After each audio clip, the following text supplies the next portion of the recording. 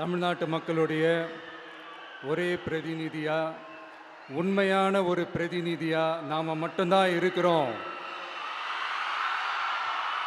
அப்படின்றதுக்காக தான் அப்படி நான் சொன்னேன். அப்புறம் அந்த தேர்தல் பற்றியும் நான் சொல்லியிருந்தேன். தமிழ்நாடு வர்சஸ் ஸ்டாலின் சார், அதாவது விஜய் வர்சஸ் ஸ்டாலின் சார், அதையும் நான் சொல்லியிருந்தேன். அப்புறம் இன்னொரு கேள்வியும் கேட்டிருந்தேன். இது தமிழ்நாடு சட்டசபைக்கான ஒரு தேர்தல், இதை ஏன் தமிழ்நாட்டுக்கும் டெல்லிக்குமான ஒரு எலெக்ஷன் சொல்கிறீங்க அப்படின்னு நான் கேட்டிருந்தேன். உடனே விஜய் பாஜகவுக்காக பேசுகிறாரு அப்படின்லாம் திருச்சி பேச ஆரம்பிச்சிட்டாங்க. அப்புறம் ரெகுலராக ஒன்று பண்ணுவாங்கல்ல, நம்மளுடைய சிறுபான்மை சகோதரர்களை பயமுறுத்தி ஒரு ஏமாத்து வேலை ஒன்று செய்வாங்கல்ல, அது இனிமே அவங்களால தொடர்ந்து செய்ய முடியாதுன்னு அவங்களுக்கு தெரிஞ்சு போச்சு. அதனால தான் நான் என்ன பேசினாலும் அதை திருச்சி பேசுறது, அந்த தில்லு முள்ளு வேலைகள்லாம் அவங்க செய்ய ஆரம்பிச்சிட்டாங்க. சென்னையில் டெல்லின்னு கூவுறதும், அடிக்கிற கொள்ளைக்கு ரைடு வந்துட்டா டெல்லிக்கு வெள்ளை கொடை பிடிக்கிறதும்,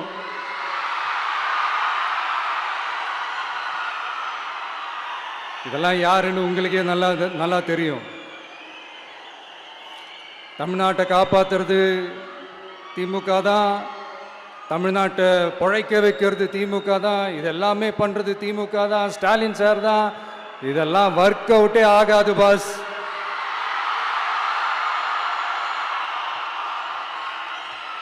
சின்ன பசங்களாம் சொல்ல ஆரம்பிச்சிட்டாங்க, ஓம் சக்தி பராசக்தி, திமுக ஒரு தீய சக்தி.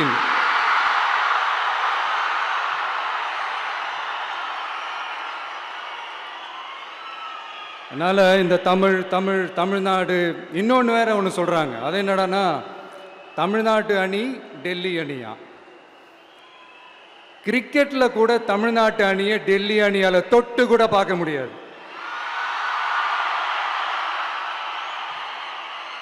அப்படி இருக்கும்போது கிரிக்கெட்லையும் விசில போடுறது தமிழ்நாடு தான், சிஎஸ்கே.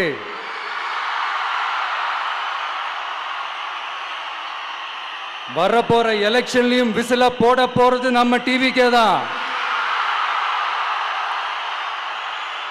தமிழ்நாடு தான் டிவிக்கே தான் தமிழ்நாடு. இந்த அணி அந்த அணி டெல்லி அணி இதெல்லாம் அனைத்தும் உடைஞ்சி நொறுங்கும், டிவிக்கே அடிச்சு நொறுக்கும்.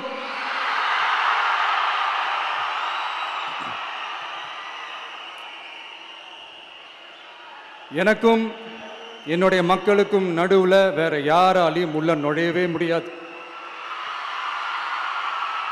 இது ஒரு அம்மா பையன் உறவு, அப்பா புள்ள உறவு, அண்ணன் தங்கச்சி உறவு, அண்ணன் தம்பி உறவு, அக்கா தம்பி உறவு. இது சும்மா ஒரு எலெக்ஷனுக்கு வந்த உறவு அப்படின்னு நினைச்சிடாதீங்க. இது இயற்கையாகவே அமைஞ்ச உறவு.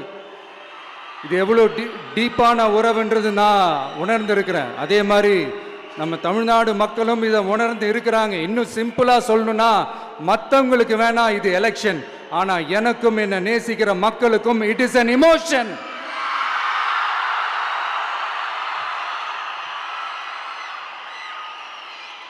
And it is not an ordinary emotion. It is a powerful oceanic emotion. இப்படி இருக்கும்போது வீட்டுக்கு வீடு விஜய், தமிழ்நாட்டுக்காக விஜய், வெற்றி பேரணியில் தமிழ்நாடு, இதெல்லாமே 100% இந்த எலெக்ஷன்ல அது ப்ரூவ் ஆகும்.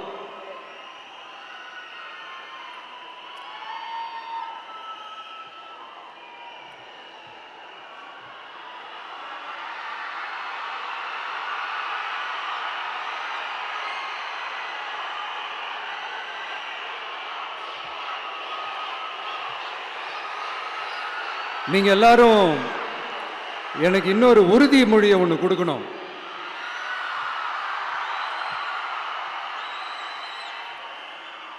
ஊழலற்ற உண்மையான சமூக நீதியை நிலைநாட்ட நம்ம ஆட்சியை அமைப்பீங்க தானே? உங்களை தான் கேட்கிறேன், நம்ம ஆட்சியை அமைப்பீங்க தானே? இந்த விஜய்க்கு ஒரு வாய்ப்பு கொடுப்பீங்க தானே? உண்மையிலே கொடுப்பீங்க தானே? இந்த விஜய நம்புறீங்க தானே? ஒவ்வொரு வீட்லயும் விசில் சத்தம் கேட்கும் தானே? அந்த விசில் சத்தம் ஒவ்வொரு பூத்திலையும் புயலா ஒலிக்கும் தானே? Thank you thank you thank you.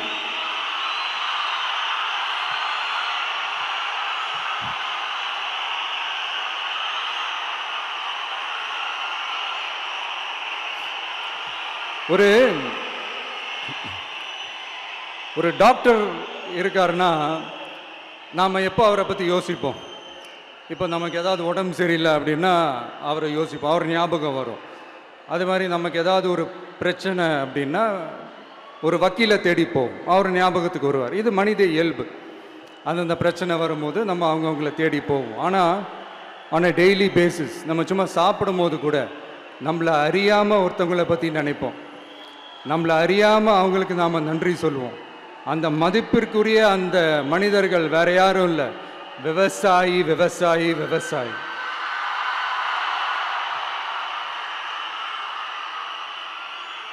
அவங்க பார்க்கறதுக்கு வேணா சாதாரணமாக இருப்பாங்க, ஆனால் அவங்க சாதாரணமான மனிதர்கள்லாம் கிடையாது. இந்த உலகத்தையும் மனிதர்களையும் படைச்சது கடவுள்னு சொல்லுவாங்க, ஆனால் அந்த கடவுளுக்கே படையல் போடுற உயர்ந்த மனிதர்கள் தான் நம்ம விவசாயிகள். இந்த பூமியில உயிர் இருக்குது, இந்த பூமியில பூ பூக்கும், காய் காய்க்கும், பூத்து குலுங்கும்னு இந்த பூமியை அழகா காட்டி இந்த பூமியை சாமி ஆக்கிறதுல இயற்கையோட சேர்ந்து நம்ம விவசாயிகளுக்கும் ஒரு முக்கிய பங்கு ஒன்று இருக்குது. அதனால நான் ஏதோ ஓவரா ஏதோ சொல்றேன்னு நினைக்காதீங்க. எனக்கு இந்த அடுத்த ஜென்மம் மறுபிறவியை பற்றியெல்லாம் எனக்கு தெரியாது. அது உண்மை அப்படின்னா அடுத்த ஜென்மத்தில் நான் ஒரு விவசாயி குடும்பத்தில் பிறக்கணும்னு ஆசைப்படுறேன்.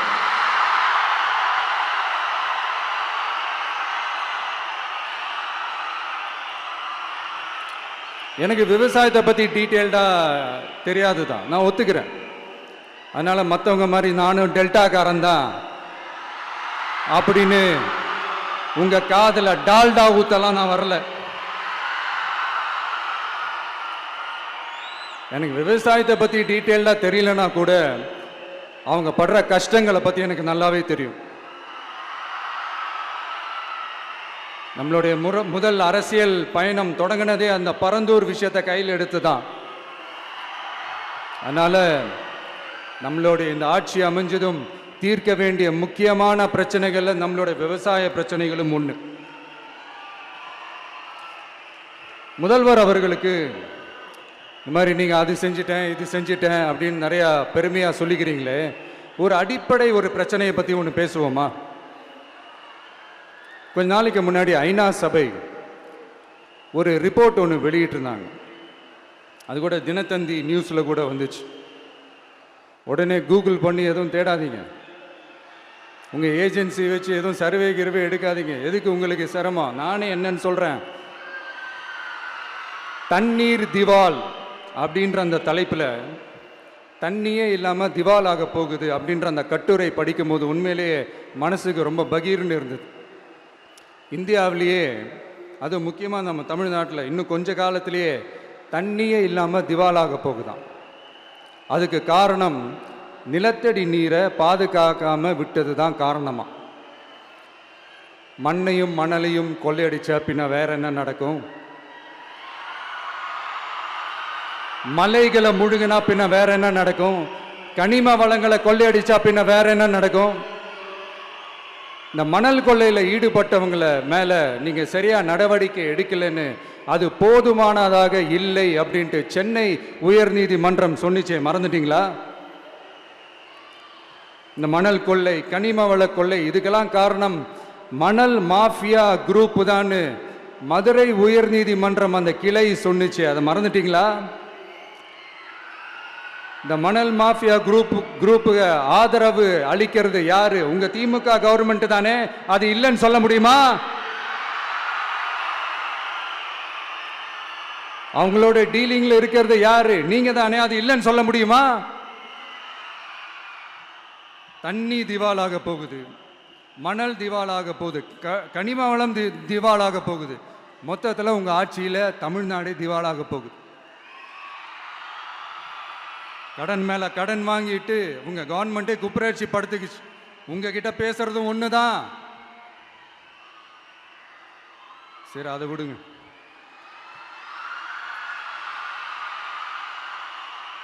நம்ம விவசாயிகள் கஷ்டப்பட்டு விளைய வச்ச அந்த நெல்லெல்லாம் மழையில் நனைஞ்சி வீணா போச்சே. டெல்டாக்காரன்னு சொல்லிக்கிற நீங்க அதை எதாவது கவனிச்சிங்களா? அவங்களுடைய போராட்டம் எதுக்காவது கூட போய் நின்றுக்கிறீங்களா? கூண்டாஸில் மட்டும் போடுவீங்க. இதானே உங்களுடைய அந்த சாதனை. பரந்தூர் பிரச்சனை, உங்களுடைய உண்மையான நிலைப்பாடு என்ன? மேல்மா விஷயத்தில் உங்களோட உண்மையான நிலைப்பாடு என்ன? தமிழகத்தில் இருக்கிற எல்லா ஆறுகளையும் இணைப்போம், இந்தியாவிலேயே நாங்கள் தான் அதை பற்றி ஃபஸ்ட்டு யோசித்தோம் அப்படின்னு பெருமையாக சொல்லிக்கிற இந்த திமுக கவர்மெண்ட் அவங்களுடைய நாக் என்னன்னு சொல்லவா? இந்த மாதிரி பெரிய பெரிய திட்டங்கள்லாம் ஆட்சிக்கு வந்த உடனே செய்ய மாட்டாங்க. அந்த ஆட்சி முடிகிற டைமில், அந்த கடைசி 6 மாதம், அந்த 1 வருஷம், அந்த 1.5 வருஷத்தில் அதுக்கான திட்டத்தை கொண்டு வருவாங்க, அதுக்கான அடிக்கலை நாட்டுவாங்க. அதுக்கப்புறம் எலெக்ஷன் வரும், தோத்துருவாங்க. கேட்டால் எங்கள் ஆட்சி தான் முடிஞ்சிருச்சே அப்படின்னு நாடகம் ஆடுவாங்க. இல்லை, நான் தெரியாமல் தான் கேட்குறேன். மக்கள் மேலே உங்களுக்கு உண்மையிலே அந்த அக்கறை இருந்துச்சுன்னா ஆட்சிக்கு வந்த உடனே இந்த மாதிரி பெரிய பெரிய திட்டங்கள்லாம் ஸ்டார்ட் பண்ண வேண்டியது தானே. அதனால் ஆட்சி முடியும் போது அடிக்கல் நாட்டுறது. ஓட்டுக்காக என்னென்னலாம் பேசுவீங்க, ஆனால் மக்கள் இதெல்லாம் நம்புறதுக்கு அவங்கன்னா ஏமாளிங்க நினச்சிங்களா? மக்களே, நம்மளுடைய ஆட்சி அமைஞ்சதும் இந்த மாதிரி பெரிய பெரிய திட்டங்கள்லாம் உடனே ஸ்டார்ட் பண்ணுவோம். அதை அந்த 5 வருஷத்துக்குள்ள அதை முடிக்கவும் ட்ரை பண்ணுவோம். ஸோ இப்படிலாம் நம்ம பேசினா காவிரி பிரச்சனையில் உன் கருத்து என்ன, முல்லை பெரியார் பிரச்சனையில் உன் கருத்து என்ன, இப்படிலாம் அதெல்லாம் பற்றி உனக்கு என்ன தெரியுமா அப்படின்னு கேட்க ஆரம்பிச்சிருவாங்க. ஐயா, உலக மகா மேதைகளே, ROV, ரிமோட்லி ஆப்ரேட்டட் வெஹிக்கிள், அதை வச்சு தண்ணிக்குள்ளேயே போய் அணைகளோட உறுதித்தன்மையை ஆராய்ச்சி பார்க்குற வரைக்கும் நான் எல்லாம் தெரிஞ்சு தான் வச்சிருக்கிறேன். ஒருத்தன் சைலண்டாக இருக்கான், அமைதியாக இருக்கான்னா உடனே அவனுக்கு எதுவுமே தெரியாதுன்னு நினச்சிடாதீங்க. சும்மா கருத்து சொல்லிக்கிட்டு கம்பு சுற்றிக்கிட்டு இருந்தால் எல்லாமே நடந்துருமா? நசன் பேசி அதை கேட்டு மக்கள் வெறுத்து போயிட்டாங்க. உருப்படியா ஏதாவது யோசிங்கயான்னு மக்கள் நினைக்கிறத யாருக்கு தெரியுதோ தெரியலையோ, எனக்கு அது நல்லாவே தெரியுது. உரிய இடத்துக்கு போய் சம்பந்தப்பட்டவங்களோட பேசி அதுக்கான சொல்யூஷன் என்னன்னு தெரிஞ்சுக்கிட்டு அதை ப்ராப்பராக எக்ஸிக்யூட் பண்ணணும். அடுத்து, நம்மளுடைய கடல் விவசாயிகளான நம்மளுடைய மீனவர்களுடைய பிரச்சனைக்கு அப்பப்போ எந்திரிச்சு கடிதம் எழுதிட்டு திரும்ப தூங்க போயிடுவார். அவ்வளோதான், அதோட அது அப்படியே கிடக்கும். மானே, தேனே, பொன்மானே, இப்படிலாம் கடிதம் எழுதுறதெல்லாம் வேலைக்கே ஆகாது. ஒன்றிய அரசுக்கு அந்த உண்மையான உணர்வுபூர்வமான அந்த அழுத்தத்தை கொடுக்கணும். நம்ம மீனவர்கள் மேல அவங்க கையே வைக்கக்கூடாது, கையே வைக்க விடக்கூடாது. அவங்களுக்கான அந்த பாதுகாப்பு பக்காவா இருக்கணும். அதுதான் நம்மளுடைய ஒரே அஜெண்டா. மீனவர்களே, அடுத்து நம்மளுடைய ஆட்சி தான். கவலைப்படாதீங்க, தைரியமா இருங்க, உங்களுக்கான பாதுகாப்பு பக்காவா இருக்கும். இப்படி இருக்கும்போது அடுத்ததும் நாங்கள் தான் அப்படின்னு சிஎம் சார் சொல்லுவாங்க. அதெல்லாம் நடக்கவே நடக்காது. 2வது முறை வந்ததெல்லாம் சரித்திரமே கிடையாது. இந்த சைனால கிரேட் வால் ஆஃப் சைனா கேள்விப்பட்டிருப்பீங்க. அதோடைய நீளத்தை விட பெரிய டாஸ்க் இது. ஆனானப்பட்ட அவங்க அப்பாவாலே முடியல.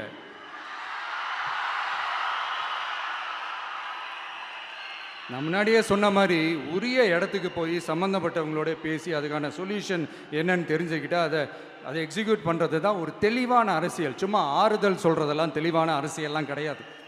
அதெல்லாம் ஒரு ஹம்பக் அரசியல். அரசியலுக்கு வந்துட்டா கலெக்ஷன் பார்க்கலாம் அப்படின்றதெல்லாம் அரசியல் கிடையாது. உண்மையிலே மக்களுக்கான அந்த உழைப்பு இருக்கணும். அதனால தான் நாம் அரசியலுக்கு வந்திருக்கிறோம். இது எதிரிங்களுக்கு நல்லாவே தெரியும்.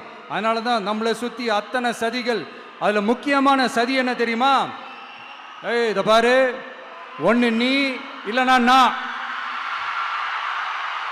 இல்லைனா நீ இல்லைனா நான். நமக்குள்ள வேற எவனும் நடுவில் வந்துடக்கூடாது. நாம 2 பேரால மட்டும்தான் மக்களை ஈஸியா ஏமாத்த முடியும். இந்த விஜய் வந்ததுனால நமக்கு பொழப்பே போச்சு. மக்கள் வேற அவனை தான் நம்புறாங்க. நாம வெளியே அடிச்சுக்கிற மாதிரி அடிச்சுக்கிட்டாலும் உள்ள நம்மளுடைய டீலிங் பக்காவா இருக்கணும். மக்களோட ஃபீலிங்ஸை பத்திலாம் நமக்கு கவலை இல்லை. நமக்கு டீலிங் தான் முக்கியம். மாத்தி மாத்தி ஆட்சிக்கு வந்துடலாம்னு நினைச்சோம். ஆனா அது நடக்காது போல் இருக்கு. அதனால நீ என்ன பண்ற? எஸ்ஓபின்னு போட்டு ஒரு பக்கம் அவனை தடுத்துரு, இன்னொரு பக்கம் அவன் மேல பழி போட்டு நானும் தடுத்துடுறேன். என்ன ஓகேவா? டீலிங் ஓகேவா? ஓவர்.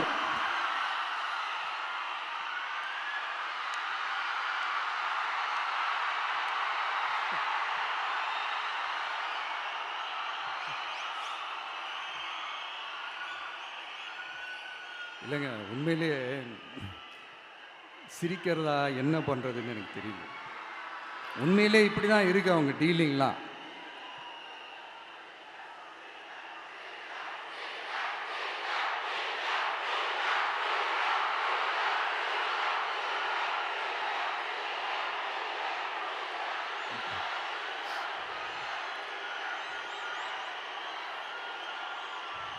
இப்படி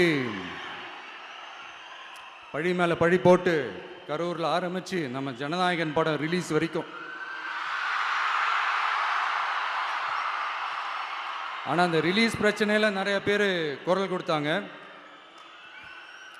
முக்கியமாக நம்மளுடைய முதல்வர் அவர்கள் கூட பூசி மொழிகி பட்டும் படாமல்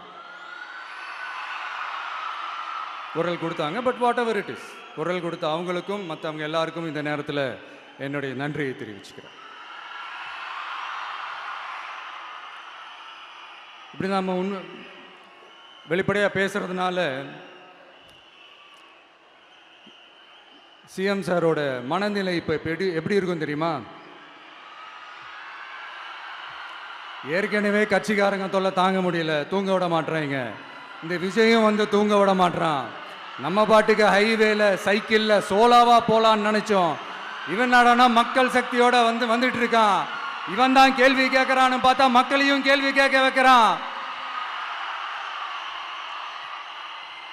1000 ரூபாய் கொடுத்துட்டு இருந்தோம், 5000 ரூபாய் கொடுத்து ஏமாத்தலான்னு பார்த்தா அதையும் கேள்வி கேட்க வைக்கிறான். விசில் சத்தம் வேற விண்ண முட்டுது. கூட்டணி கட்சிகள் தொல்லை வேற தாங்க முடியல. இவன் பண்ற பிரச்சாரத்தையாத்த முடக்கலான்னு பார்த்தா அப்பவும் மக்கள் அவன் பின்னாடி தான் நிக்கிறாங்க. என்ன பண்றது ஏது பண்றதுன்னு தெரியாத ஒரு மனநிலையில இருப்பாரு. ஆனா சார், நீங்க இந்த விஜயம் முடக்கலாம். ஆனா ஒவ்வொரு வீட்டில் இருக்கிற ஒவ்வொரு விஜயையும் உங்களால முடக்கவே முடியாது.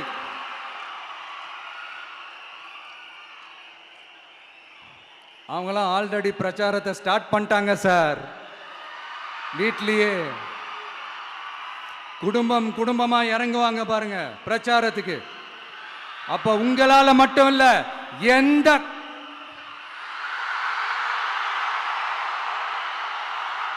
யாராலையும் தடுக்க முடியாது.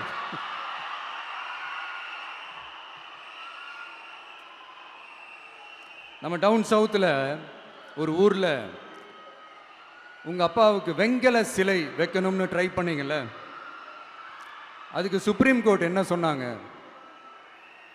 மக்களோட பணத்தில் யாருக்கு புகழ் பாட பார்க்குறீங்க அப்படின்னு கேட்டாங்கல்ல. அதுக்கு என்ன அர்த்தம் தெரியுமா? ஊராம் வீட்டு நெய்யில் உங்கள் வீட்டுக்கு ஸ்வீட்டு செய்யாதீங்க.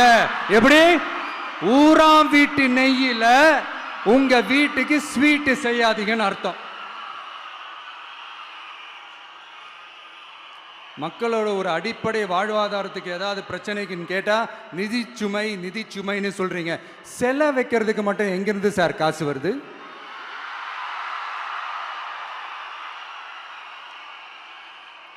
முதல்ல மக்களுக்கு அந்த சோறுக்கு வழி பாருங்க சார். சிலை வைக்கிறத பற்றிலாம் அப்புறமா யோசிக்கலாம். கேஸ் சிலிண்டருக்கு மானியமா 100 ரூபா தரேன்னு சொன்னீங்களே, என்னாச்சு? கரும்புக்கு ஆதார விலையா 4000 ரூபா தரேன்னு சொன்னீங்களே, என்னாச்சு? ரொம்ப நாள் கல்யாணமே ஆகாம இருக்கிற பெண்களுக்கு அவங்களுடைய கல்வி தகுதிக்கு ஏற்ப அரசு வேலை கொடுப்போம்னு சொன்னீங்களே, என்னாச்சு? இதெல்லாம் வெறும் சாம்பிள் தான். இதோட ஹைலைட் ஒன்று இருக்கு. மாநில அரசால முடியவே முடியாதுன்னு தெரிஞ்சுக்கிட்டோம், நாங்க வந்தா நீட்டை ஒழிப்போம். ஆகா ஆகா ஆகா ஆகா, எவ்வளவு பெரிய ஒரு மோசடி இது! கேட்டா நாங்க தான் முன்மாதிரி ஆட்சின்னு சொல்லுவாங்க. மோசடி ஆட்சி. மோசமானவங்களே முக்கியமானவங்க கேள்விப்பட்டிருக்கிறீங்களா? அந்த மாதிரி மோசடி ஆட்சியிலே முக்கியமான ஆட்சி இந்த திமுக ஆட்சி. மக்களே, மக்களை நேசிக்கிற விஜய் வேணுமா? மக்கள் விரோத ஆட்சி நடத்துற ஸ்டாலின் சார் வேணுமா?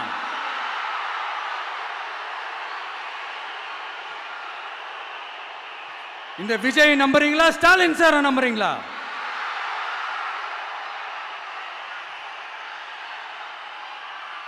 இந்த சத்தத்துக்கு அர்த்தம் தெரியுமா சார்? ஸ்டாலின் தொடரட்டும் அப்படின்னு அர்த்தம் கிடையாது. தீய சக்தி திமுக ஆட்சி மறையட்டும், தூய சக்தி டிவிகே ஆட்சி வரட்டும். நானும் உதிக்கட்டும்னு சொல்லாம்னு நினைச்சேன், பார்த்தா அதை வேற திருச்சி பேச ஆரம்பிச்சிருவாங்க.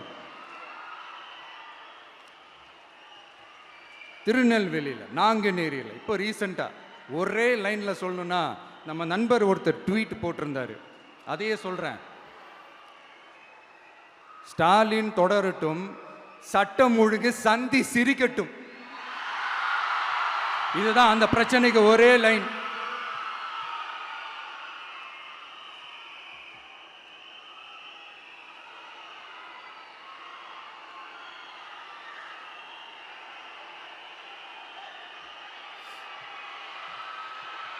மக்களே,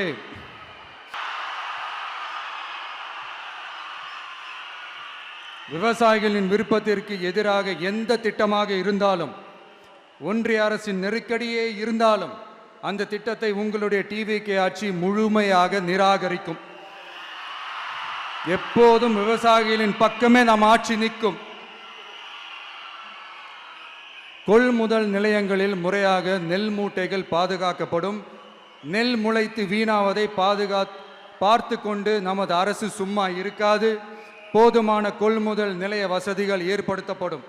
அதே போல கொள்முதல் நிலையங்களில் கொள்முதல் செய்வதற்கோ மூட்டை ஏற்றி இறக்கவோ ஒரு பைசா கமிஷன் வாங்காமல் பார்த்து கொள்ளப்படும். அப்படி கமிஷன் வாங்குவது யாராக இருந்தாலும் கடும் நடவடிக்கை எடுக்கப்படும்.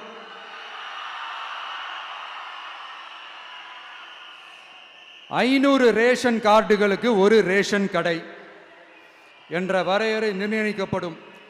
கிராமங்களிலும் எடையாளர் நியமிக்கப்படுவார். பெண் விற்பனையாளருக்கு பெண் எடையாளர், ஆண் விற்பனையாளருக்கு ஆண் எடையாளர் என்பது பின்பற்றப்படும்.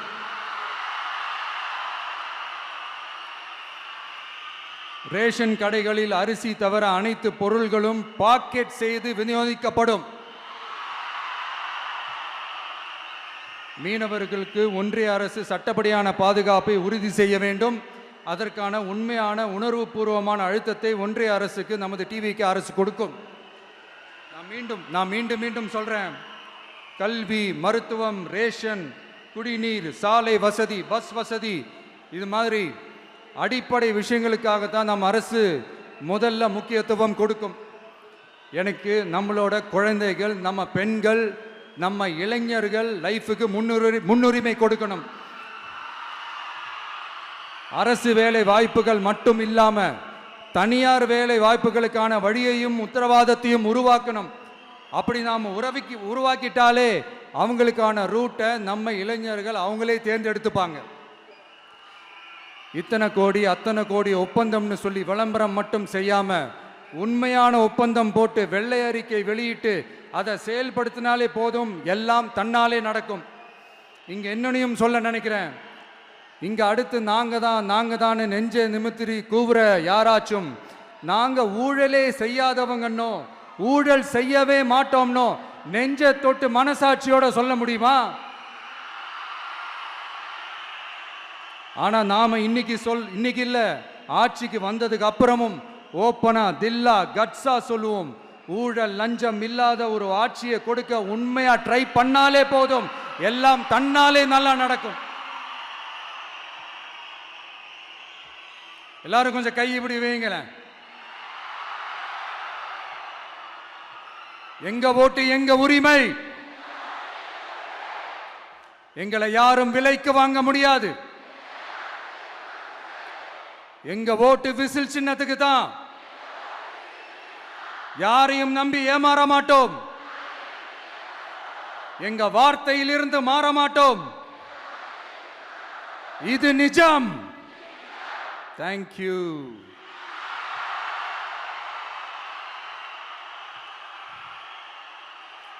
என் நெஞ்சில் குடியிருக்கும் தஞ்சை மக்களே,